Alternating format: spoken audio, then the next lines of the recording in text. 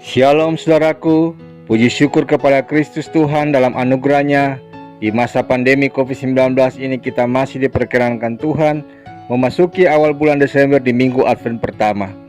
Karena itu mari awali hari ini dengan syukur dan doa melalui perenungan firman Tuhan dari bacaan Injil menurut Matius pasal 7 ayat 21 hingga ayat yang ke-23 yang menyatakan, "Bukan setiap orang yang berseru kepadaku, Tuhan, Tuhan, akan masuk ke dalam kerajaan sorga, melainkan dia yang melakukan kehendak Bapa-Ku yang di sorga. Pada hari terakhir, banyak orang akan berseru kepadaku, Tuhan, Tuhan, bukankah kami bernubuat demi namamu, dan mengusir setan demi namamu, dan mengadakan banyak mujizat demi namamu juga? Pada waktu itulah, aku akan berterus terang kepada mereka dan berkata, Aku tidak pernah mengenal kamu, enyahlah daripadaku, kamu sekalian pembuat kejahatan." Demikianlah sabda Tuhan. Dikisahkan saudaraku, ada seorang kaya di kota Kana yang terkenal sangat kikir. Ia mendengar Yesus melakukan mujizat air menjadi minuman anggur. Maka ia pun berniat berjumpa dengan Yesus. Di jalan, orang kaya itu berjumpa dengan seorang hamba yang dulu melihat Yesus mengubah air menjadi anggur. Lalu ia menanyakan tujuan orang kaya itu berjumpa dengan Yesus. "Saya akan mengadakan perjamuan kawin anak saya. Saya ingin mengundang Yesus supaya nanti saya tak perlu lagi boros menyediakan minuman anggur," jawab si orang kaya kikir itu. "Jadi nanti Anda hanya akan menyediakan air?" tanya si pelayan terbelalak. "Oh, itu tidak perlu. Jika Musa dapat membuat air keluar dari batu, saya percaya Yesus pasti juga bisa." Kisah ini hanya humor belaka saudaraku. Jangan cari kisah ini di dalam Alkitab. Tapi itulah gambaran sikap sebagai orang Kristen. Terkadang kita menyamakan iman sekedar berkata, "Saya percaya, titik." Dan di luar itu, kita tidak melakukan apa-apa lagi. Yesus berkata di hari-hari akhir, banyak orang berkata, mereka sudah melakukan ini dan itu demi nama Tuhan. Mereka juga sering berseru dan menyebut nama Tuhan. Tapi di ayat yang ke-23 dalam bacaan kita, Allah berkata ia tak kenal mereka dan menyebut mereka sebagai pembuat kejahatan. Apa yang terjadi saudaraku? Orang-orang ini hanya gemar menyebut-nyebut nama Tuhan, tapi tidak melakukan kehendaknya. Mereka tahu tentang Tuhan, mereka hafal dan mengerti firman Tuhan, mereka aktif di kegiatan rohani, mereka yakin sudah mengimani Kristus dengan benar, tapi nyatanya mereka hanya pengikut Kristus, bukan murid Kristus yang sejati. Dikatakan Yakobus 2 ayat yang ke-17, iman tanpa perbuatan adalah mati. Matius 7 ayat 21 mengatakan doa tanpa tindakan adalah sia-sia belaka. Dan di dalam 1 Yohanes 3 ayat 18, bicara tanpa berbuat adalah kosong. Bukankah firman Tuhan menyatakan hal ini dengan sangat jelas saudaraku? Tentu saja ini bukan berarti kita lalu menganggap doa, iman, atau bicara tentang keyakinan kita pada Tuhan tidak penting atau nomor 2 setelah perbuatan.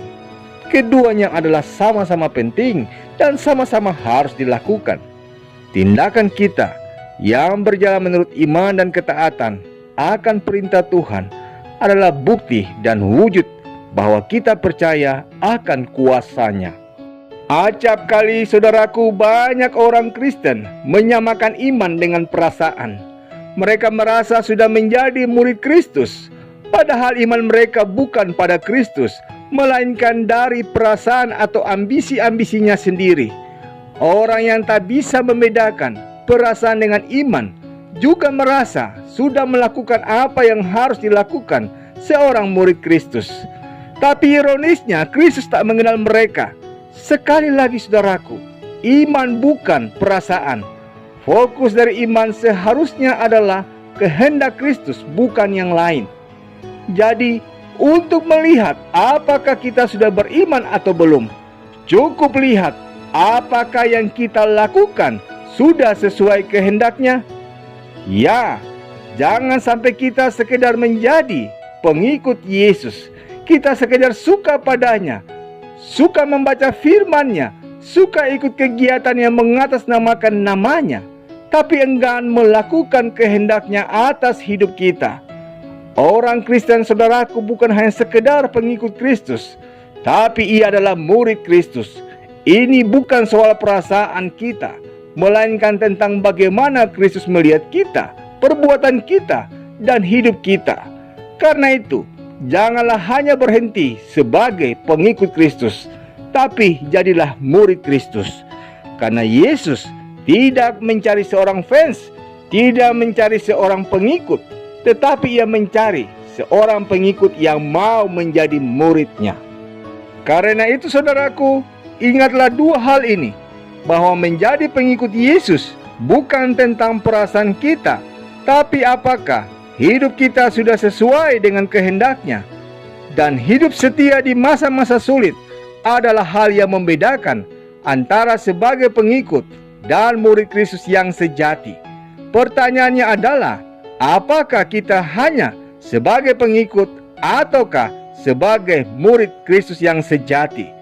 Jawablah itu di dalam lakumu sebagai wujud dari imanmu kepada Kristus. Amin. Saudaraku, mari kita sehati dalam doa. Bapa yang mulia, syukur dan terima kasih dalam perkenan-Mu, kami boleh diperkenankan memasuki minggu Advent yang pertama ini. Demikian juga untuk kebenaran firman-Mu yang boleh mengingatkan kami untuk belajar melakukan kehendak Tuhan dalam kehidupan kami, sehingga kami boleh disebut sebagai murid-Mu yang setia. Tolonglah kami dengan hikmat-Mu, urapilah kami dengan Roh Kudus-Mu, sehingga mata kami hanya tertuju kepadamu, segenap hidup kami boleh kami serahkan kepadamu, dan bimbinglah kami untuk masuk dalam rencana-Mu untuk membesarkan kerajaan-Mu di muka bumi ini. Biarlah kehendak-Mu yang terjadi dalam kehidupan kami. Kami mau selalu menyenangkan hati-Mu. Demi Kristus Yesus kami berdoa dan memohon kepada Bapa di sorga. Amin.